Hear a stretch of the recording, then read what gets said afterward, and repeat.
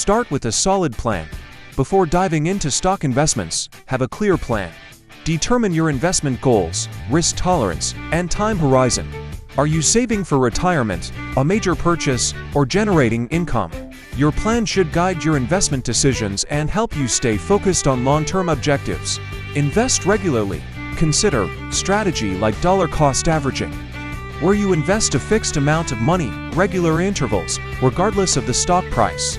This approach can help reduce the impact of volatility and remove the guesswork of trying to time the market. Focus on quality stocks instead of chasing the latest hot tip or trend. Focus on companies with strong fundamentals. Look for businesses with a solid track record, good management, and potential for future growth. These stocks may not always be the most exciting, but they often offer more stability and consistent returns over time. Keep costs low.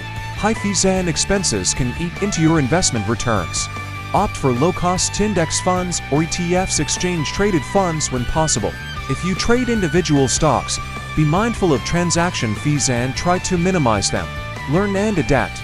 The stock market is dynamic, and successful investing requires ongoing learning. Stay informed about market trends and economic factors that could impact your investments. Be willing to adapt your strategy if your situation or the market changes significantly.